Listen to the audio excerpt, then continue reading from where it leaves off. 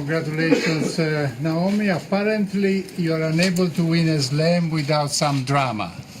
There was a drama with Serena in the US Open. There was a drama today, you having all those match points and not winning the second set. How do you react to all this? Are you surprised? I mean, I don't think it's drama. I had the match points on her serve. So, like, she's supposed to hold her serve, and she's one of the best players in the world, so I didn't think it was drama. Like, we just played a third set. If you consider that drama, then... You weren't worried. I mean, after you lost the second set, you were okay. I mean, everybody was thinking, oh, maybe she will think of it, it will be more difficult. I mean, I did think of it when I was playing the second set, but when the third set, it's a fresh start, so... Yeah, just if you could, it was such a warm atmosphere in there tonight for both of you. And just if you could, coming from New York, talk a little bit about the difference between how it felt in there tonight compared to how it felt in Flushing. Yeah, I mean... You're probably asking this question because you already know, like, in New York, most of the crowd was for Serena, and here, it felt like they were just, like, it was split a little bit, so, yeah, I mean, honestly, when I was playing her and I heard that the crowd was, like, for both of us, I was very happy, but at the same time, I was just trying to focus on playing the match. Naomi, how difficult was it to refocus after the disappointment of the second set, and how long did it take you to refocus? Yeah, I mean, it didn't really take that long. I didn't have a choice on how long the break was. I don't know, like, I just felt like I didn't want to have any regrets. I think that if I didn't regroup after the second set, then I would have looked back on this match and probably cried or something, so... Naomi, congratulations. From the outside, for us, the moment of Lena giving you the trophy seemed really special. From Asia's first Grand Slam champion to Asia's first world number one. I'm just wondering for you, if you can reflect on that moment, what it means to you. Yeah, I mean, for me, I didn't expect to see her there. So at first I was very shocked, and then I wanted to cry a little bit, but I didn't want to cry on this, like, podium, like... So yeah, I was really touched, and like I just felt really honored to, I don't know, that she was giving me this trophy. Naomi, you said that winning the US Open was maybe bittersweet and not the happiest memory. So how does it feel now to, have your shining moment? I mean, now I'm just so tired. I don't know how anyone is awake right now. Maybe the next day I'll think about it more, but for me, I don't know, like, I still feel very shocked. Like, I don't, like, I felt like the match wasn't completely done, but it was done, and it's one of those moments where you're fighting so hard, and when it's finally over, you're still in this state of, like, competitiveness, so...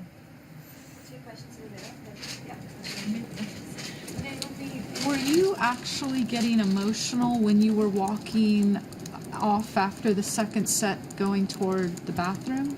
Did you not see my tears? Trying to verify. I didn't want to, I wanted to clarify that. Yeah, you wanted to give me like a little like hope. How did you recover from that? Were you thinking of, I mean, that could have been Brisbane all over again, but you somehow righted yourself. How did you do that? Yeah, I mean, I just thought to myself that this is my second time playing a final. I can't really act entitled, like, to be playing against one of the best players in the world and to lose a set and suddenly think that I'm so much better than her that isn't a possibility. Yeah, I wanted to enjoy my time here. I last year I lost in the 4th round, and now this year I was in the final, so I wanted to be happy about that, and yeah, just basically have no regrets about today. Naomi, you said on court that you looked at your notes before the thing, but then you couldn't really remember. Is there anything you've remembered now that you would like to have said? And also, could you just confirm, do you live in Boca Raton now or on Fort Lauderdale? Yeah, I mean, I forgot to smile. I was told to smile and I didn't. I was panicking. Yeah, I'm gonna be thinking about that for the rest of today. And yeah, it's confidential where I live.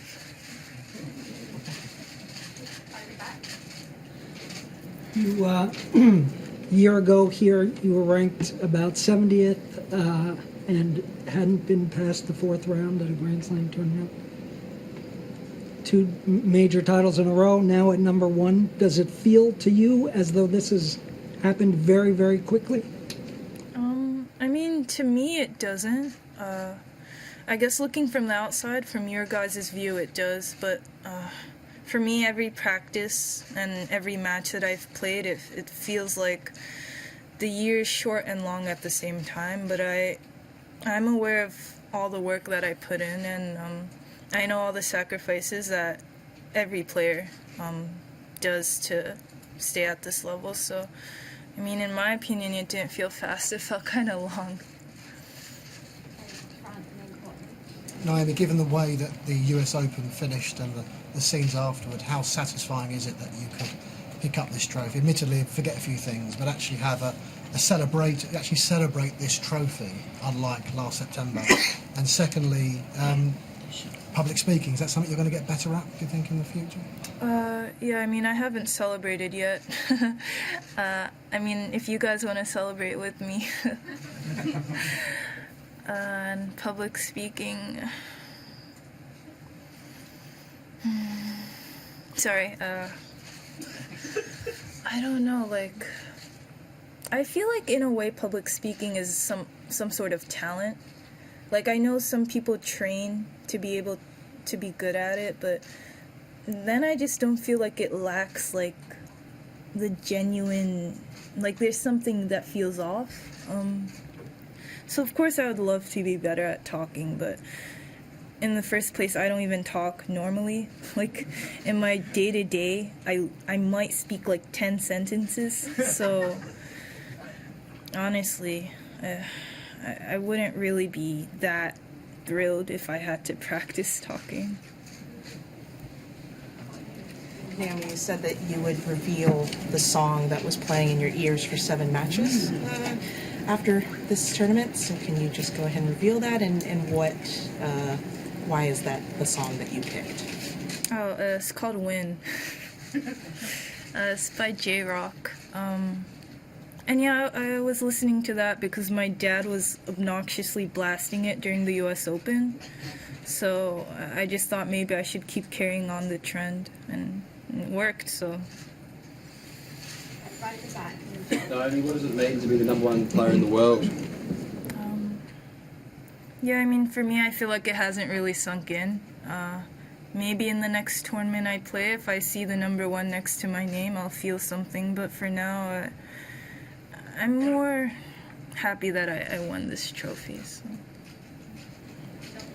Naomi, for this second Grand Slam final of your career, what things did you talk about with Sasha beforehand? I didn't talk to him. Is that different? I don't know. I just... Yeah, no, like, we haven't really been talking, to be honest, like, before any of my matches here. He would tell me, like, one thing, and then I would be like, okay, and that was it.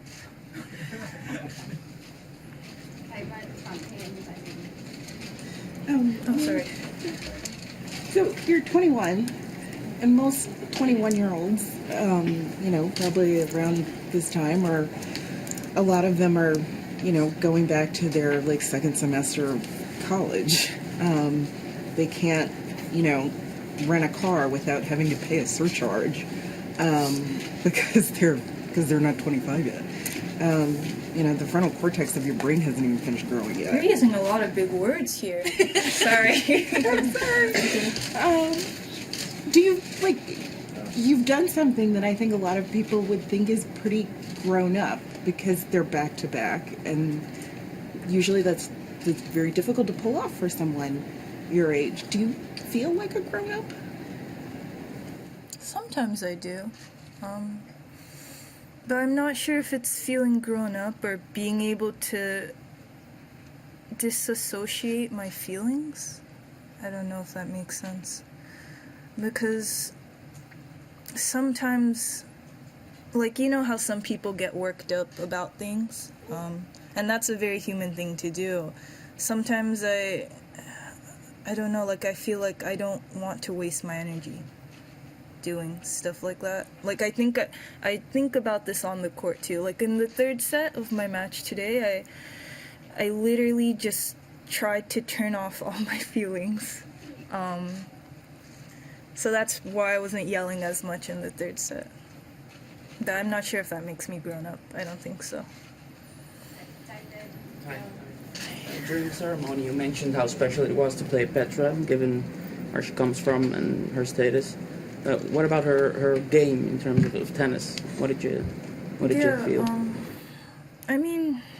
Everyone that sort of listens or watches the tennis world, you always hear about how when she is on, she's pretty much unbeatable. And the scoreline seemed to prove that point too, so yeah, I was very nervous coming into my match today because I didn't really know what to expect. I didn't know if she was just going to blast winners, and there's nothing that I could have done about it. I'm not sure if she played well today. I would have to ask either you or her, and it was very educational in a way, because for me it's very hard to step onto a court against someone that I've never played, especially at such a high stage. So. Naomi, today's obviously so much was at stake, such a big stage, so many back and forth, and then you just said in the third set you sort of turned your mind off. What was that like? Was there a sense of quiet, or can you express what that was like in the third set inside your own thoughts? I just felt kind of hollow, like I was a robot, sort of, and I was just executing my orders. I don't know, I just did what I've been practicing my whole life in a way, and I didn't waste any energy reacting too much. But then when it got towards the end, then I started realizing how big the situation was. So then I think I started yelling, "Come on," again. And last one, then. What was your state of mind after winning the first set, as you won your 59 games in that situation? I was thinking that, honestly, I felt like I got really lucky in the tiebreaker, because I don't think I won any points on her serve before that. I was just thinking if I had to play another tiebreaker against her, my mind was just going into the future, which probably wasn't good. So.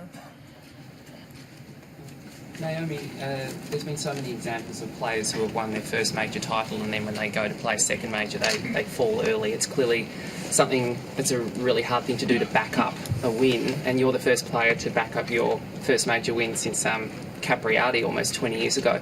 I'm just wondering, when there was so much more spotlight and maybe expectation on you this tournament, how you were able to handle it and do what a lot of other players haven't been able to do recently.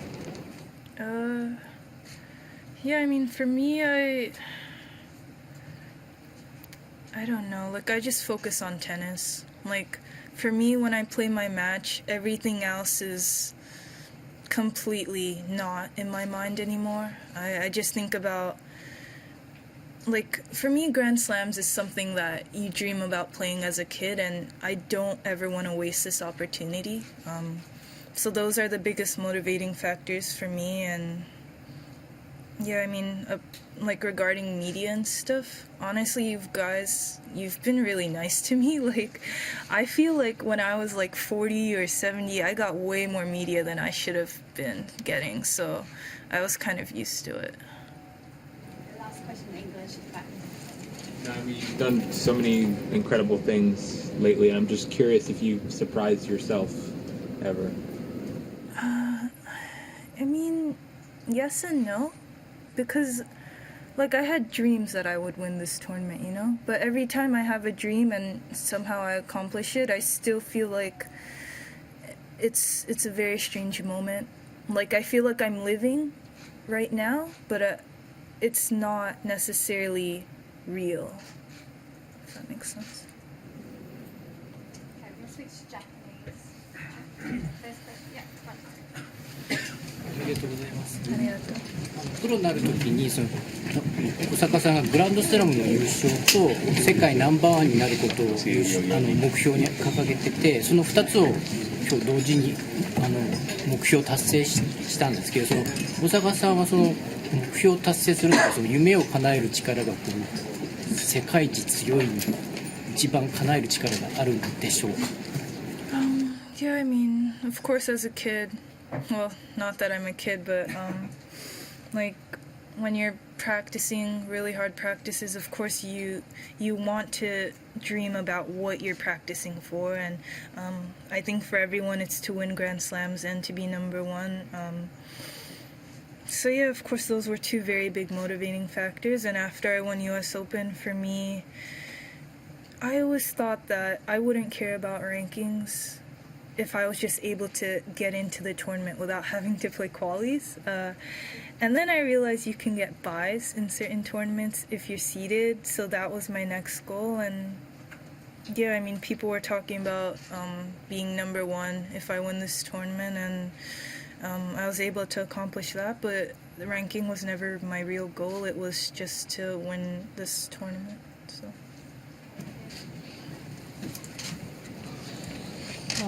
この大会の前に目標をストレスを感じないで楽しむっていう目標をしてたと思いますけど、それができたかどうかと、試合の中でやっぱりそうストレスを感じることもあると思うけれど、大坂さんにとってテニスはどんなものですか？ Yeah, I mean, I do think I did have a lot of stress, but only in certain moments, and then it went away. It's usually during all the 3-set matches I played this time. But I feel like I was able to handle it well, and sort of relax my mind so I wouldn't overthink. And yeah, I forgot the rest of your question. Sorry. テニス、大坂さんにとってテニスがどういうものか、その試合の中で怒ったり悲しかったり楽しかったりいろんな。全部。Yeah. I mean, I think as a whole, this tournament was very eye-opening for me. I had a lot of matches that were very tough, and I was behind in some of them, and I think it showed me that I could win matches from behind, and just on willpower alone, I think I was able to save a lot of break points. So. おめでとうございます。サードセットで 4-2 の時にブレイク、3回かな、ブレイクポイントがあって、でそれを逃したで、ちょっとセカンドセットと同じような展開になってきたんですけれど、その時にこう嫌な気持ちになったりとか、セカンドセットのことを思い出したりとかはしませんでしたか？ Yeah, I mean, for me, I honestly felt okay about losing that game, because I sort of realized that she's supposed to win her service game anyways, you know? And I already broke her once, and I was feeling pretty good about my serve, so Yeah, I was sad that I had 3 break points and I couldn't convert any of them, but at the same time, she played really amazing tennis during those 3 points. So it wasn't like I made 3 unforced errors. Like, I think she hit 2 winners and 1 good serve or something, so there was nothing I could be upset about.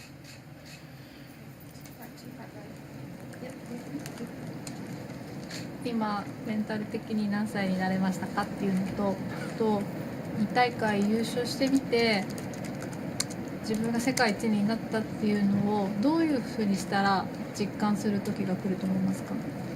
Yeah, mental age. We grow up a year every day, so 5 today.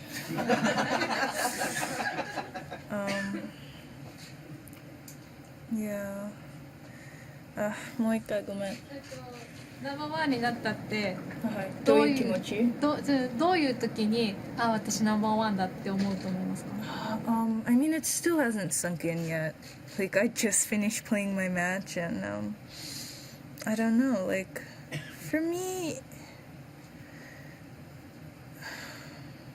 maybe if I see my sister, you know, I can be like, guess who's the #1 tennis player?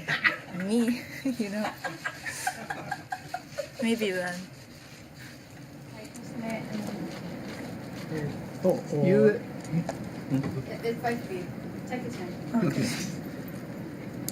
US オープンと今回の優勝どっちがタフでした？それはなぜ？I think US Open because that was the first time I've ever gotten that far, and I kind of lacked experience on that. I didn't know what my capabilities were, but I think this time around I was more aware of what I could possibly do. So. さっきランキングが私のゴールではないっていうことを言ってましたけれども、こう今自分で設定しているゴールというのはどういうものですかっていうことと、それに照らして今どのぐらいまで来られていますか？ Yeah, I mean, for me, my goals are always winning tournaments. So I would assume my next goal is to win the next tournament I play, and I'm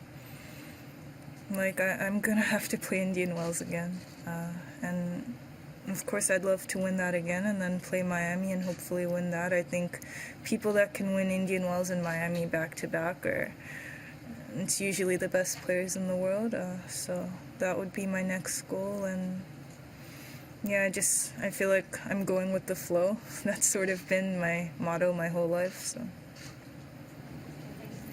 thank you.